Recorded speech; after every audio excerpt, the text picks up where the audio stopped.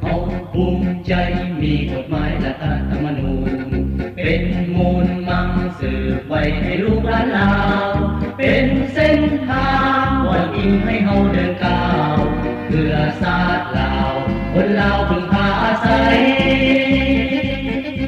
รายการความรู้ทางด้านกฎหมายออกอากาศทุกๆวันเสาร์เวลา 18:30 นาทีถึง 19 โมงจากวิทยุกระจายเสียงแขวงหัวพันโดยระบบ FM 104 เมกะเฮิรตซ์ความแรงทรง 3 กิโลวัตต์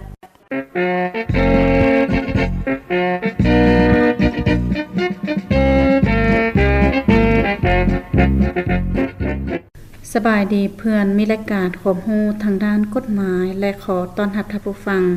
เข้าสู่รายการความรู้ทางด้านกฎหมายซึ่งมื้อนี้เจ้าเวอร์รับหน้าที่เป็นผู้ดำเนินรายการและรายการของพวกเขาก็เป็นรายการหนึ่งที่นำเอาข่าวการเคลื่อนไหวต่างๆบรรดาสาระน่ารู้ต่างๆเกี่ยวกับกฎหมายมาพับเปลี่ยนการออกอากาศให้เพื่อมีรายการพวกเขาได้รับรู้และก็รับฟังซึ่งรายการของพวกเขาเป็นรายการหนึ่งที่จะออกอากาศในทุกๆวันเสาร์เวลา 18:30 นาทีถึง 19 โมงในระบบ FM 104 เมกะเฮิรตซ์และสำหรับมื้อนี้ผู้ดำเนินรายการจะได้นำเสนอเกี่ยวกับบางปัญหาเกี่ยวกับเด็กที่ถือสงสัยว่าเป็นผู้กระทำผิดหรือว่าเด็กที่ถือสงสัยหรือว่าเป็นผู้กล่าวหาแต่ส่วนรายละเอียดนั้นจะให้เพื่อนมีรายการพวกเขาไปมวนซืนกับเสียงเพลงจัดทางรายการของพวกเขา1เสียงเพลงก่อน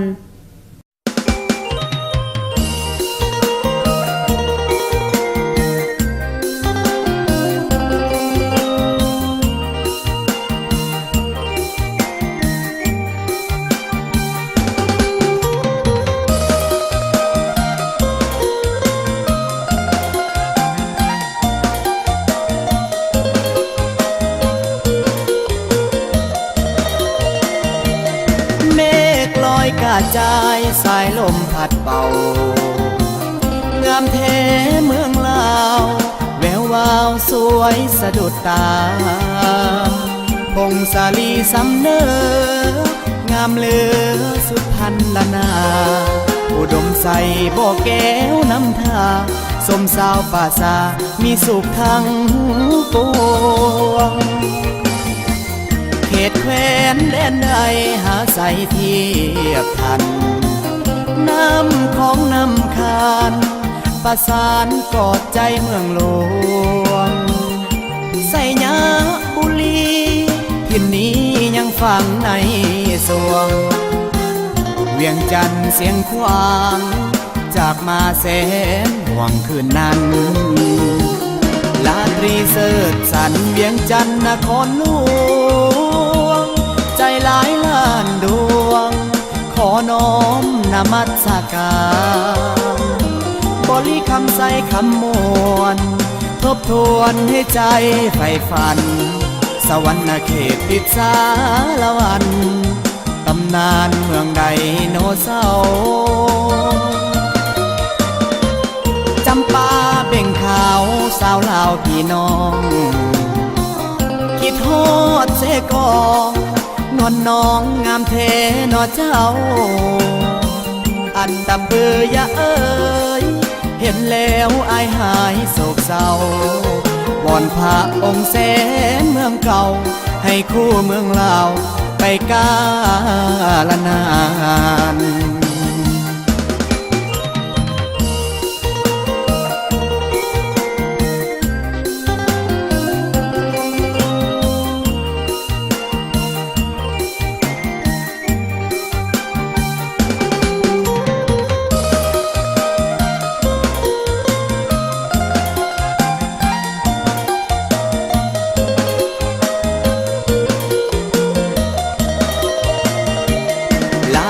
เสิร์ชสันเวียงจันทร์นครหลวงใจหลายล้านดวงขอน้อมนมัสการบริคำใส่คำมวลทบทวนให้ใจใฝ่ฝันสวรรค์เขตติดสาละวันตำนานเมืองไดโนเสาร์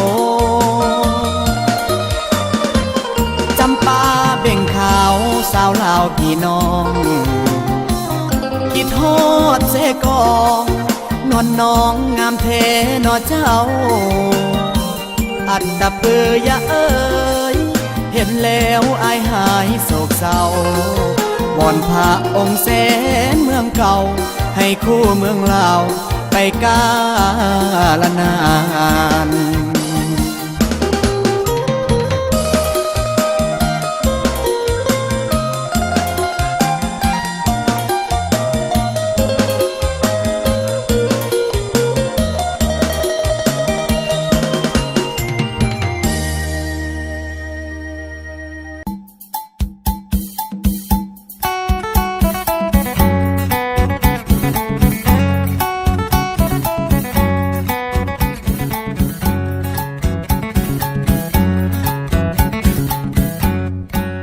โอ้ยพวกเจอเด้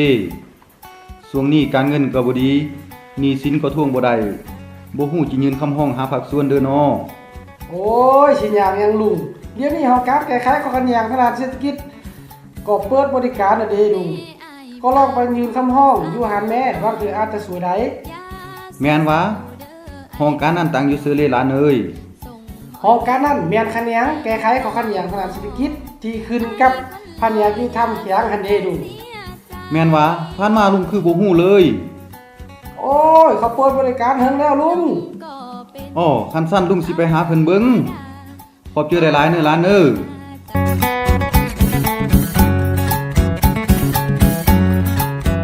แม่นแล้วข้อขัดแย้งทางด้านเศรษฐกิจและการค้าทุกประเภทที่คู่กรณีมีความสมัครเจอนำไปแก้ไขแม่นห้องการแก้ไขข้อขัดแย้งทางด้านเศรษฐกิจยินดีให้บริการเดี๋ยวเด้อ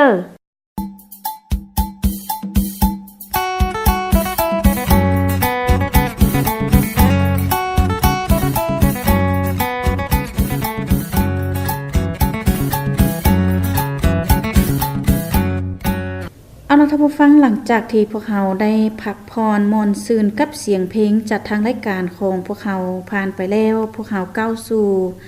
เนื้อในหรือว่าเนื้อหาของหัวข้อที่ว่าเด็กผู้ถูกสงสัยและผู้ถูกกล่าวหาซึ่งในเวลาดำเนินคดีต่อเด็กที่เป็นผู้ถูกสงสัยหรือว่าผู้ถูกหาเด็กก็มีสิทธิ์คือกันกับผู้ใหญ่เซ็นสิทธิ์ในการได้รับการสันนิษฐานว่าเป็นผู้บริสุทธิ์และสิทธิ์ในการมีผู้ปกป้องตามกฎหมายและอื่นๆย้อนว่าเด็กมีอายุน้อยและอ่อนแอเขาเจ้าจึงให้สิทธิพิเศษและจะต้องได้ปฏิบัติให้สอดคล้องตามขั้นตอนของการดำเนินคดีตามที่ได้กำหนดไว้อยู่ในกฎหมายว่าด้วยการดำเนินคดีเด็กโดยเฉพาะปัญหาที่หนึ่งทางเลือกสำหรับการแก้ไขการกระทำผิดของเด็กการแก้ไขการกระทำผิดของเด็กมี2 วิธีโดยเฉพาะแม่นการแก้ไขทางบริหารและการแก้ไขไปตามกระบวนยุติธรรมโดยขึ้นกับอายุประเภทและสถานของการกระทำผิด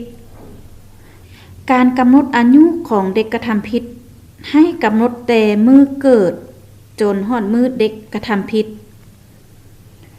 จุดสำคัญของการดำเนินคดีเจ้าหน้าที่ตำรวจต้องได้เอาใจใส่เก็บกำข้อมูลสถานที่ส่วนว่าอายุการกำหนดเกี่ยวกับอายุของเด็กบ่ให้อิงใส่การเบิ่งหูห่างภายนอกอย่างเดียวเพราะว่าเด็กแต่ละคนมีระดับ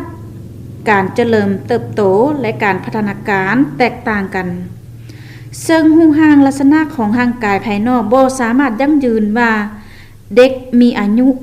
เท่าใดหรือฉะนั้นเกี่ยวกับอายุของเด็กนั้นเพื่อกำหนดว่าผู้ถูกสงสัย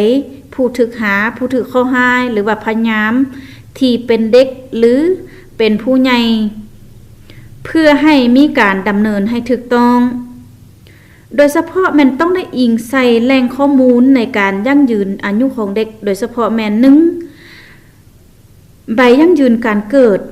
2ปึ้มสมณครัวหรือว่าบัตรประจำตัว3บันทึกการแพทย์บัตรหมอหรือบัตรซักยาการพยาธิ 4. ปึ้มบันทึกของโรงเรียนแล้วก็อื่น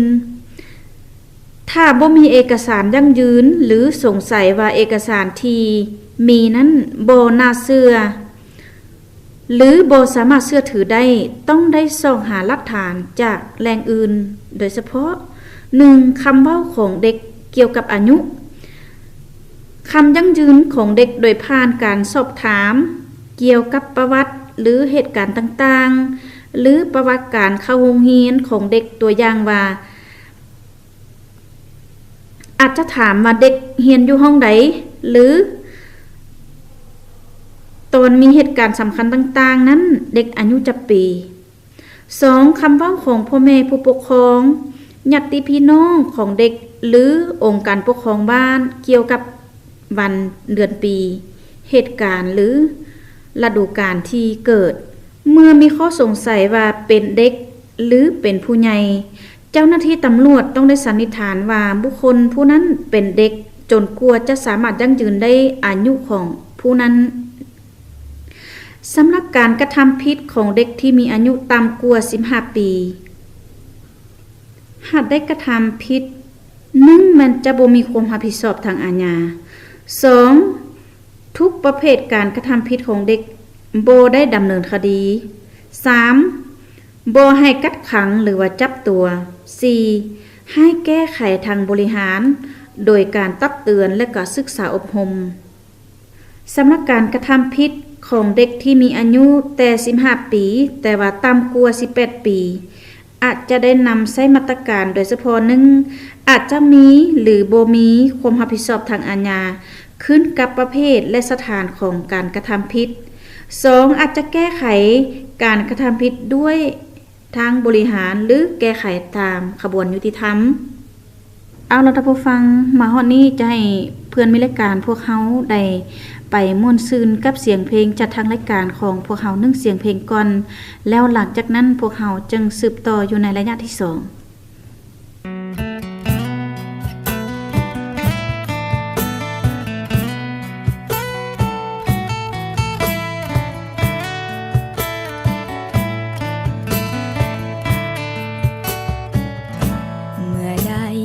เสียงเพลงแววหวานของบ่าวบ้านไกลแม่นแท้บ่ว่าอ้ายหลงไหลหลงรักปักใจเพียงสาวบ้านเกินบ่เหมือนคำเว้าเมื่อพบกันเห็นอ้ายทำเมินยากแท้น้อลงฮักสู่เพิ่นผู้สาวบ้านเกินหลงลมล้อลวงบ้านเดียวกันมาเย้ยยันจนน้องอับอายว่ามัวเมาฮักบ่าวบ้านไกลบ่สนใจคนคอยเฝ้าห่วงสมดังว่าจาบ่าวบ้านนาเขาพากมาทวงสาวบ้านเกินจะเป็นบ้าปวงย้อนถือคำลวงของบ่าวบ้านไกล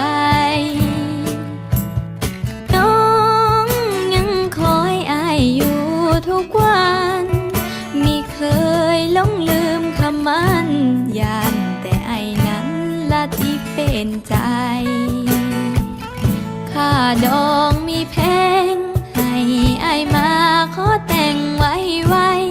หากย่านน้องเป็นของคนใหม่หีบตัดสินใจเฝ้ามาสู่ขอถ้าอยากเป็นเคยไทยบ้านเกินในแดนบ่เกอนัดพบกันที่บนทรงเฮอเสนไอเมื่อน้องจะเฝ้ารอเต็มจิตเต็มเจอบอกผู้เยอะของอายมาขอน้องจะคอยมุ่งหวังตั้งต่ออายมาสู่ขอเป็นเคยบ้านเกิน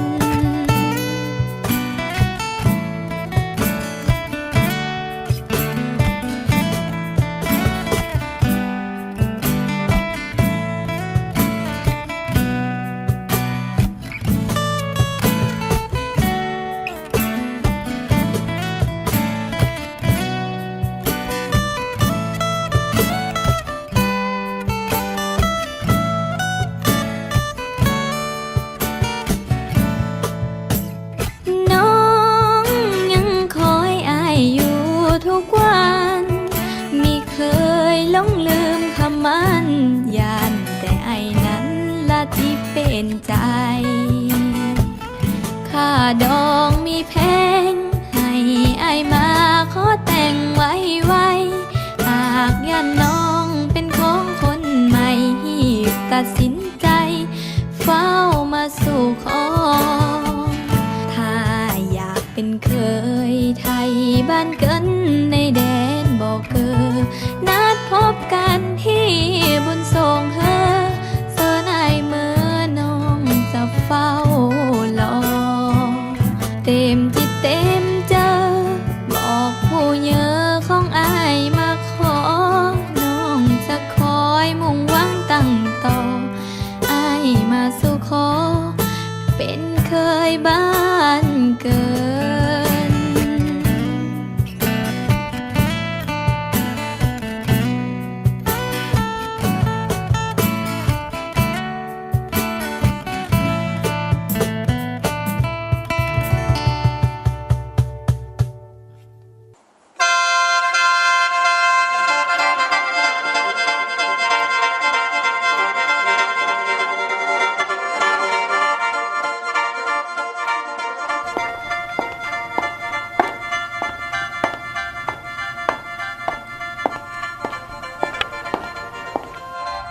น้อยอยู่เฮือนบ่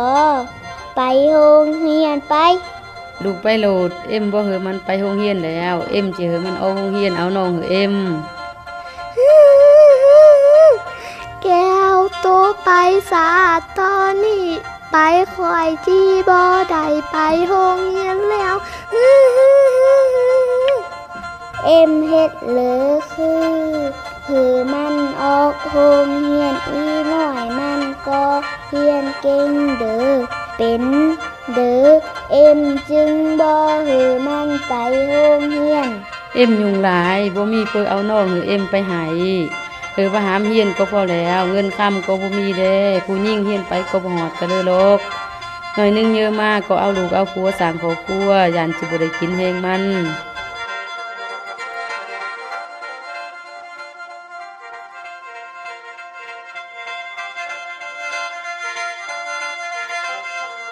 อิงตามกฎหมายแล้ว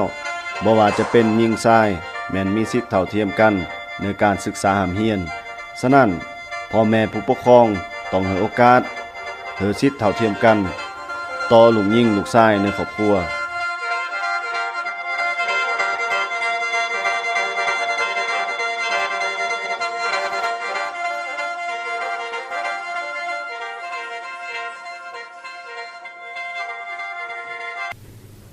เอาล่ะท่านผู้ฟังหลังจากที่พวกเราได้รับฟังเสียงเพลงผ่านไปแล้ว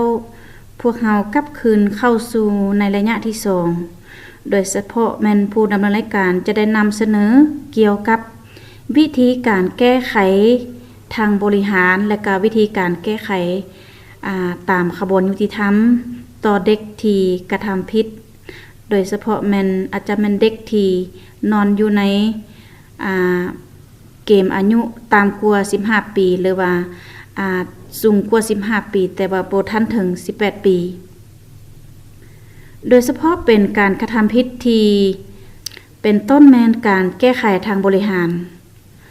การแก้ไขทางบริหารต่อเด็กโดยเฉพาะแม่นอาจจะเป็นการกระทำผิดที่ก่อความเสียหายเล็กน้อยซึ่งกฎหมายกำหนดโทษตัดอิสรภาพต่ำกว่า3ปี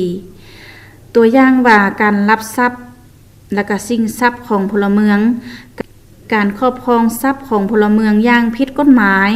การทำให้ร่างกายการลิ้นการพนันการเป็นนักเลงอัตภานการล่วงละเมิดเคหสถานการฉ้อโกงทรัพย์ของพลเมืองและการทำลายทรัพย์หรือเฮ็ดให้ทรัพย์ของพลเมืองเปเพโดยเจตนาการนินทาการละเมิดกฎจราจรพาให้เกิดอุบัติเหตุการส่ายให้การหมิ่นประมาททรัพย์ศพในกรณีเด็กยอมสารภาพต่อการกระทำผิดของตนด้วยความสมัครใจและยินยอมให้แก้ไขทางบริหารผู้ที่เสียหายหรือผู้ที่เข้าหายินยอมให้แก้ไขทางบริหารอันนี้ถือว่าเป็นกรณีการแก้ไขบริหารส่วนว่าการแก้ไขไปตามขบวนยุติธรรมนั้นในกรณีเป็นการกระทำผิดให้แฮง กฎหมายกำหนดโทษตัดอิสรภาพแต่3 ปีขึ้นไปตัวอย่างว่าการทำให้ร่างกายพาให้เสียชีวิตการปุ้มซัดของพลเมืองการข่มขืนทำสำเรา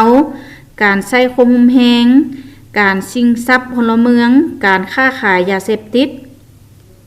การกระทำผิดที่บ่ให้แหงแต่เด็กกระทำผิดเป็นอาจีนหรือมีการกระทำผิดซ้ำซ้อนอันนี้มันมีความจำเป็นต้องไปตามขบวนยุติธรรมหรือว่าในการกระทำผิดที่บ่ให้แหงแต่เด็กบ่ยอมรับสารภาพต่อการกระทำผิดอันนี้ก็จำเป็นต้องดำเนินไปตามขบวนยุติธรรมและถ้าผู้ฟังผ่านการเสนอหั้นก็ถือว่าเป็นการแก้ไขเด็กที่ได้กระทำผิดโดยเฉพาะแม่นเด็กที่มีอายุต่ำกว่า15 ปีแล้วก็สูงกว่า15 ปีแต่ต่ำกว่า18 ปีและถ้าหากท่านผู้ฟังท่านใดยังมีความสนใจหรือว่ามีความข้องใจต่อปัญหาใดหนึ่งของกฎหมายบรรดาทานก็สามารถติดต่อพัวพันไปที่เบอร์ 064312386 หรือสามารถเข้ามาพัวพันโดยกงได้ที่แผนกยุติธรรมแขวงหัวพันในมุงราชการและมาฮอดนี้เบิ่งเวลานาทีก็ใกล้จะสิ้นสุดลงแล้วผู้ดำเนินรายการพร้อมด้วยสั่งควบคุมเสียงต้องขอลาท่านผู้ฟังไปก่อนพบกันใหม่วันเสาร์หน้าสำหรับมื้อนี้สบายดี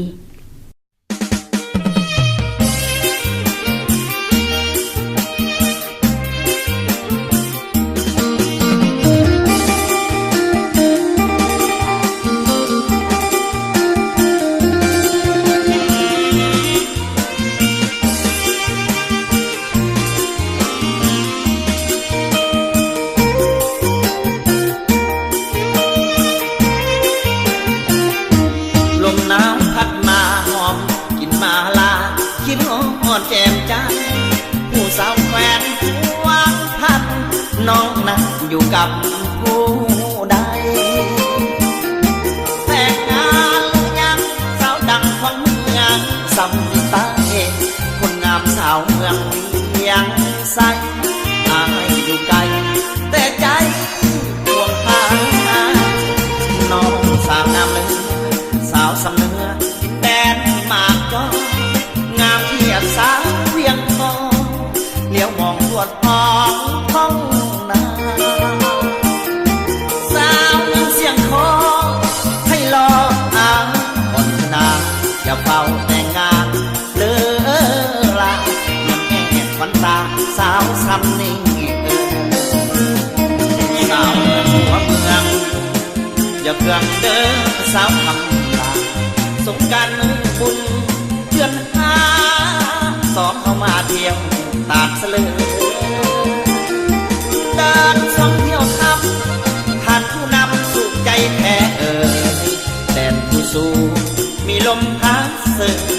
สมคำเอ่ยแท้นอหัวพันอย่ามาจากลาขอฝากมากจอมากพายนอไหลน้องแกงแซ่บลายหอมกลิ่นอายดังแก้มวันตาหน่อลังหน่อคมเคยต้มห่วมกินกันมาสาวงามอยู่ใต้ลุ่มฟ้าใส่จะมาเพียงสาวหัวพัน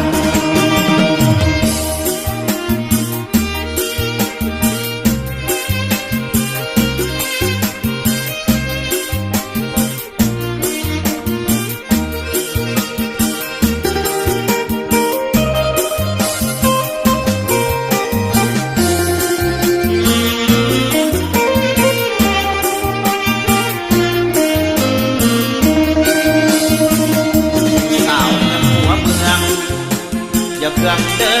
สาวคำลาสงกรานต์บุญเดือนสอบเข้ามาเที่ยวตาดเสลอเดินท่องเที่ยวทำผ่านผู้นำสู่ใจแท้แดนผู้สู้มีลมพัดเสยสมคำเอ่ยแท้นอหัวพันอย่ามาจากลาขอฝากมากจอมากพายนอไหลน้องแกงแซ่บลายหอมกลิ่นอายดังแก้มวันตา น อลังนอคมเคยต้มห่วมกินกันมาสาวงามอยู่ใต้ลุมฟ้าใส่จะมาเพียงสาวหัวพัน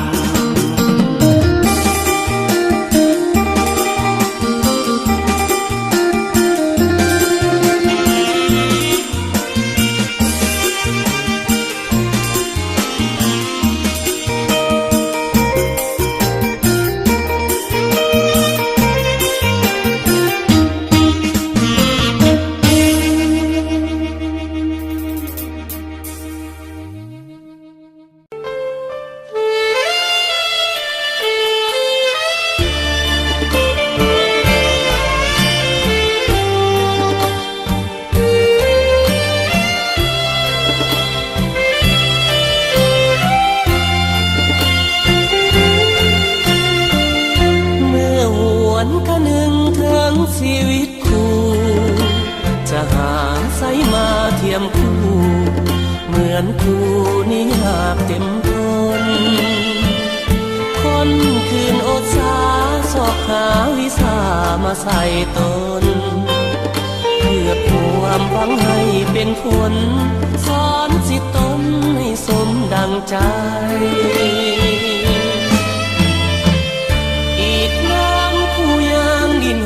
ทุกอย่าง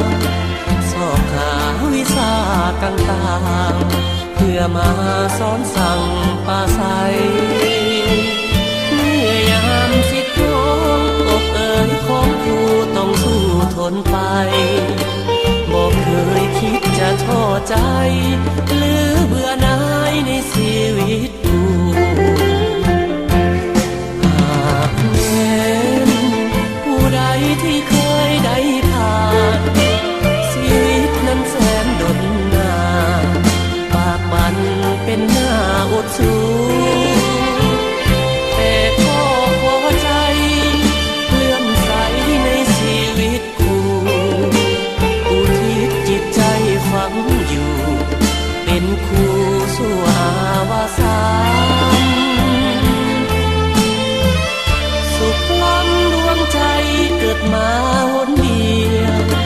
ด้วยหัวใจมาโน้มนี้สิ่งเดียวขอปรารถนาเกิดมาเป็นคู่เพื่อหวังเสริฐสู่เด็กทั่วอาณาชาติใดขอปรารถนาขอเกิดมาในชีวิตคู่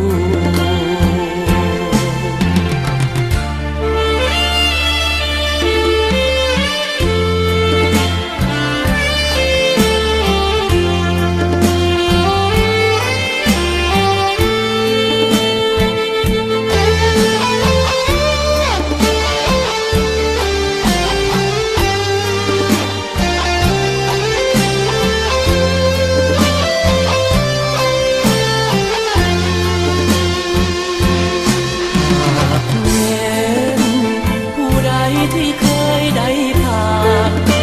ชีวิตนั้นแสนดนนานปากมันเป็นหน้าอดสู้แต่ก็พอใจเลื่อมใสในชีวิตคู่อุทิศจิตใจฝังอยู่เป็นคู่สู่อาวสานสุขล้ำดวงใจเกิดมาหนเดียวด้วยหัวใจมาโน้มนี้สิ่งเดียวขอปรารถนาเกิดมาเป็นคู่เพื่อหวังเสริฐสู่เด็กทั่วอาณาชาติใดขอปรารถนาขอเกิดมา